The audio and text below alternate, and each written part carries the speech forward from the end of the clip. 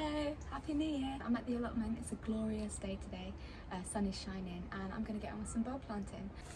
Right, so these are the varieties that I brought with me today. There's still a ton in the cellar, but this is what I've got with me. Some ranunculus, these are white ones.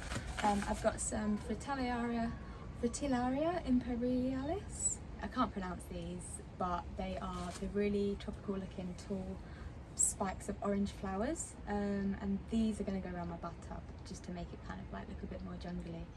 Right, I'm going to crack on. I've got about 200 bulbs to get in the next hour or so, and I've just seen my little robin fluttering around in the little worm tub, so I'm going to go and open that for her.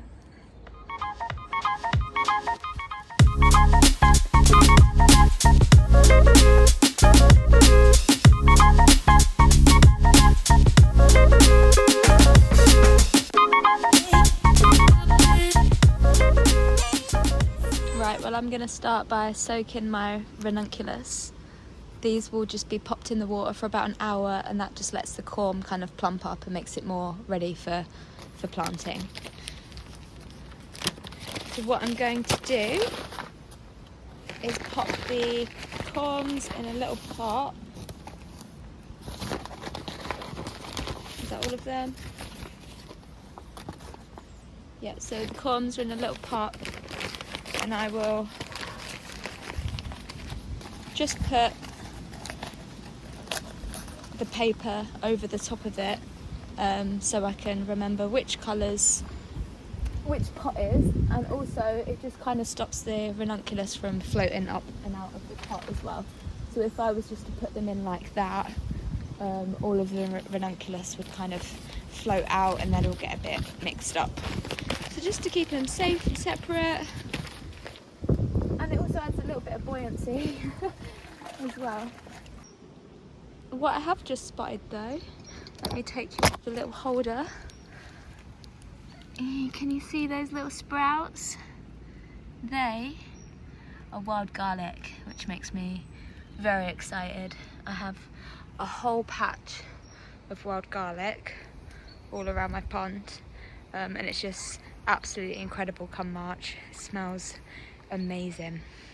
So yeah, really excited to see the first signs of that. Right, so white ones, pink ones, let them soak for about an hour and I'll come back to those. Whilst I soak these ranunculus, I also need to be soaking these Cleopatra, which are called desert candles, and they're these beautiful tall peach and orange spikes of flowers that the bees and pollinators absolutely love. These need to soak for 2 to 3 hours, so I'm just going to pop these in the same bucket whilst I plant my other spring bulbs. Right, so the wind's picked up a bit now, I hope you can hear me. But this is the spot where half of my fritillaria are going to go. The other half are, or will be planted around my bathtub, just for me out of shot there. But anyway, this is a really good soil to be planting this. It's quite free draining and it's a little bit sandy, silty, so I think this would be the perfect spot. It's just started raining now. It's really nice. Hopefully we'll get a rain now.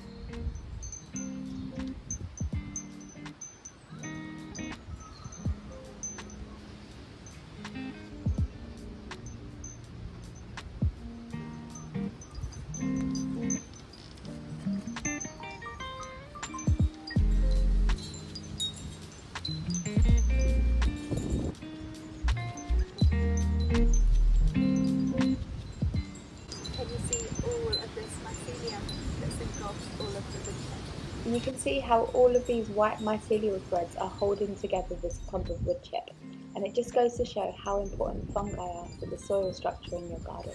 So this is just a little bit of homemade compost, and these bulbs are really big. They need to go a good few inches down into the soil.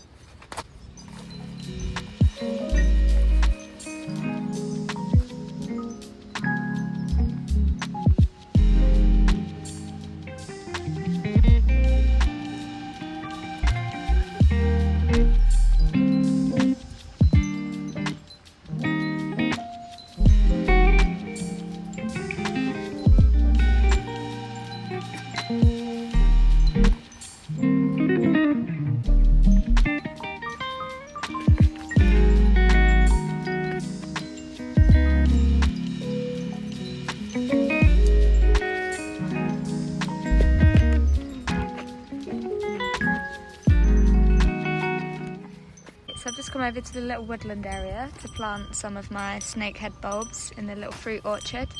Look what I've just fucking found. Oh man. Fuck's sake.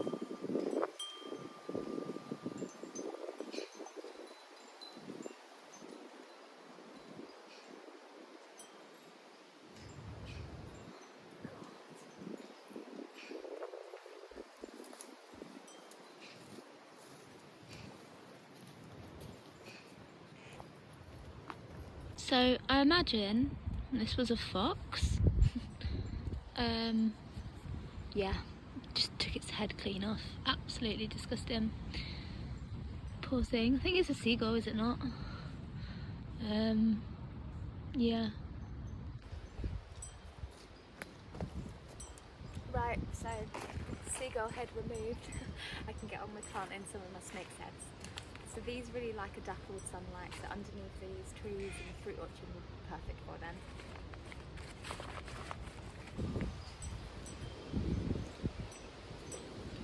I'm just using my hori knife. I find this is such a good tool for planting bulbs. It's got a little ruler that measures and it slices into the soil quite easily.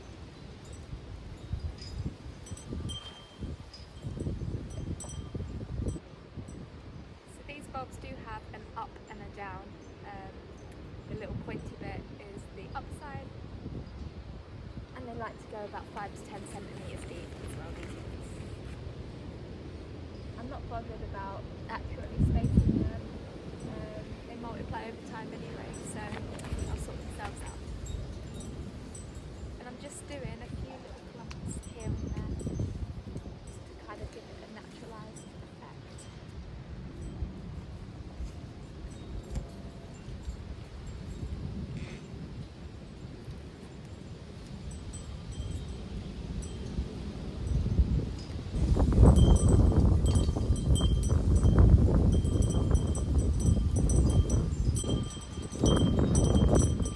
That's all my bulbs planted now. Well, the ones I brought with me today. Fuck, I forgot about the fucking ranunculus and the Cleopatra that I left to soak.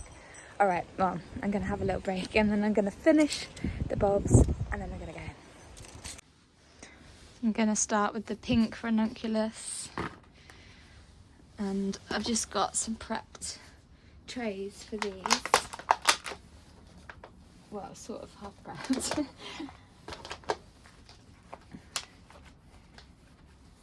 So the ranunculus corms get sewn that way, so the little tentacles are facing down.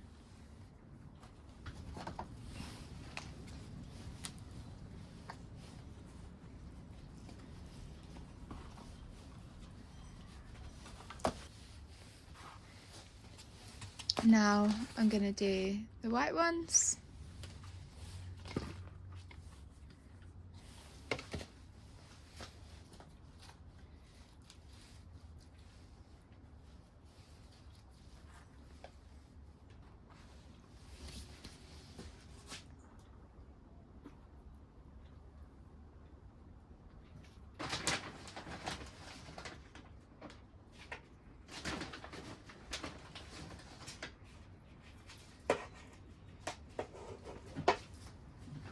The variety is New Baby, and I think this is a highly fragrant variety because I think I specifically chose my daffodils this year to be highly scented.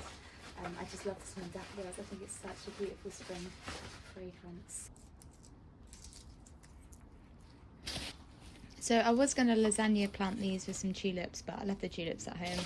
And I think these are quite a dainty variety, so I think they look pretty cute all together in a little pot that I can just move around.